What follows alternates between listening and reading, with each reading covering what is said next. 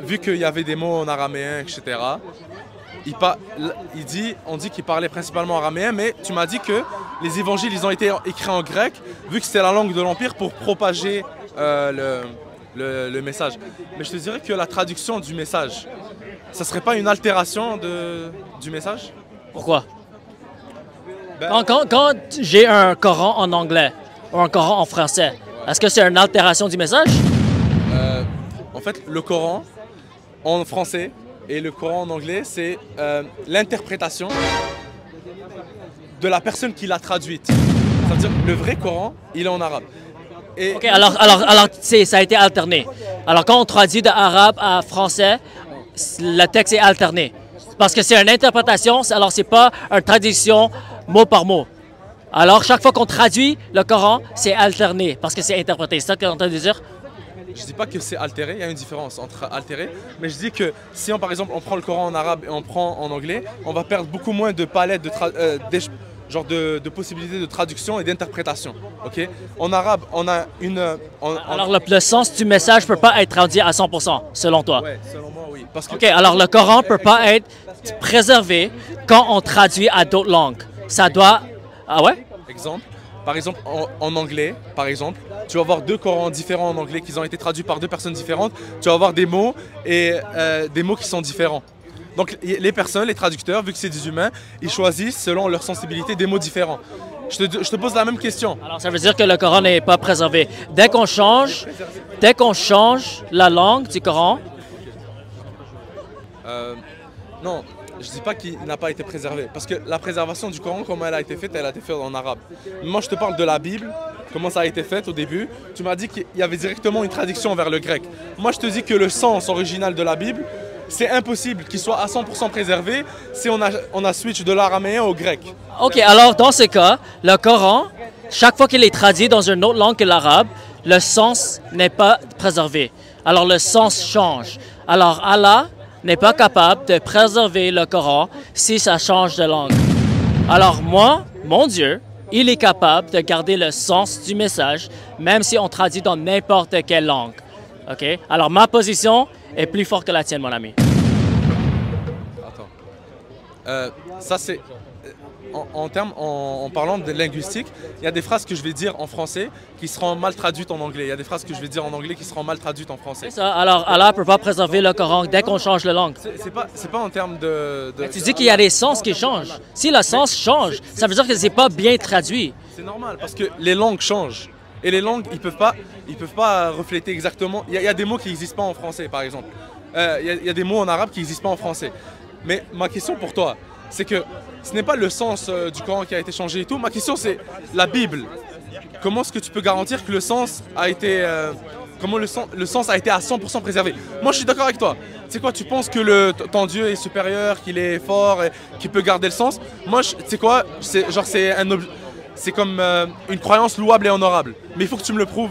Comment est-ce que tu peux me prouver que la Bible, en araméen, en switchant justement, en la traduisant... Il n'y avait pas de Bible araméen, mon ami. Mais pas la Bible, mais les paroles de Jésus, comme tu as dit, quand on la retranscrit en grec, ça garde à 100% le message original. Comment est-ce que tu pourrais me l'expliquer? Parce qu'on peut traduire un texte, d'une langue à l'autre sans perdre le sens du texte. Toi, tu es en train de dire que ton Coran, chaque fois qu'il est traduit dans une autre langue, ça change le sens du texte. Ça veut dire que Allah est limité. Ça altère. Ouais, alors Allah est limité par la langue arabe. Il est incapable de garder le sens de son texte quand ça traduit dans une autre langue.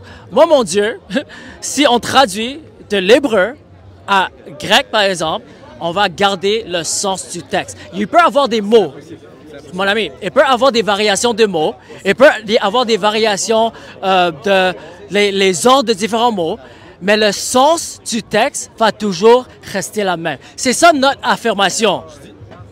Moi aussi, je dis que le sens du texte est le même. Non, on n'a pas dit ça. Tu as dit que le sens change. C'est toi qui as affirmé ça. Je t'ai dit que l'interprétation, je t'ai dit que la traduction, c'est l'interprétation du traducteur. Et que mais tu es d'accord que le sens reste le même?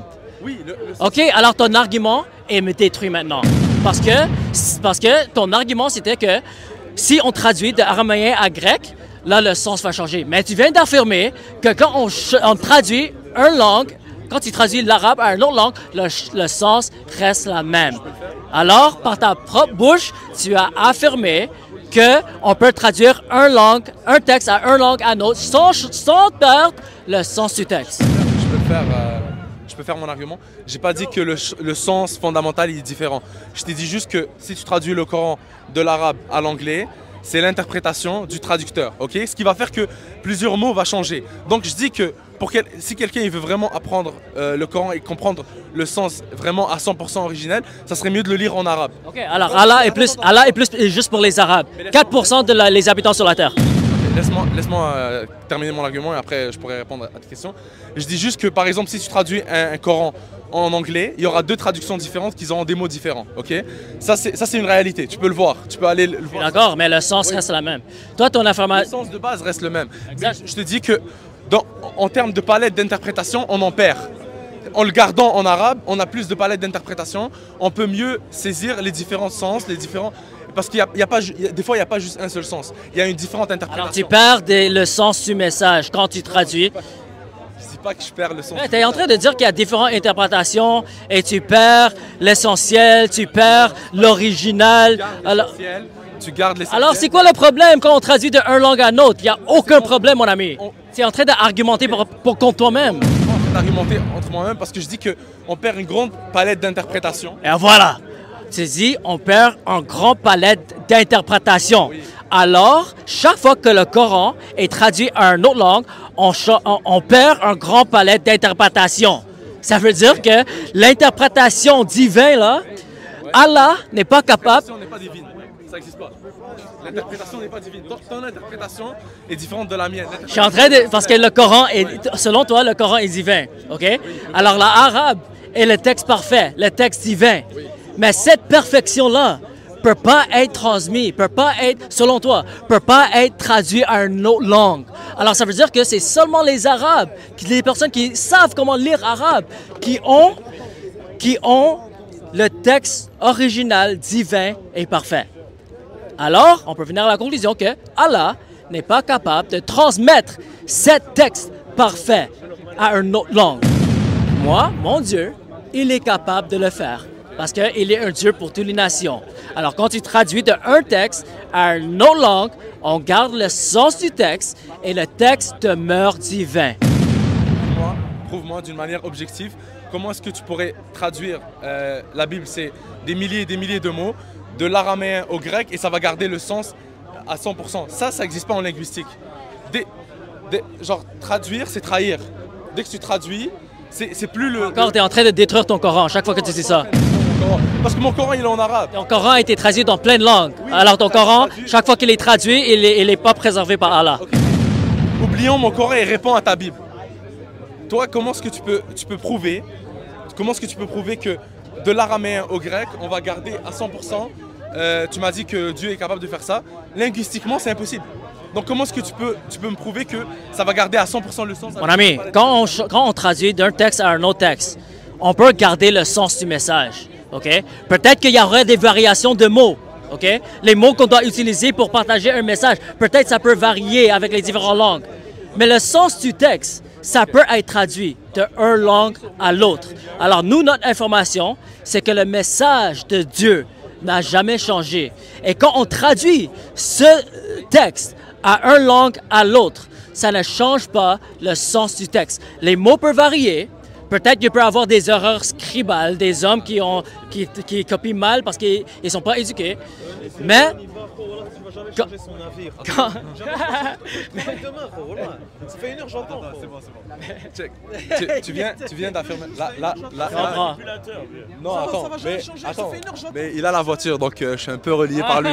Mais écoute, honnêtement, Andrew, tu m'as dit qu'il y a des mots qui changent. Mais s'il y a des mots qui changent, techniquement, la palette d'interprétation, elle est différente. Un mot, il ne va pas représenter exactement la même chose. Mais là, je dois y aller. Honnêtement, ça m'a fait plaisir de te parler. C'était véridique. Merci pour ton temps.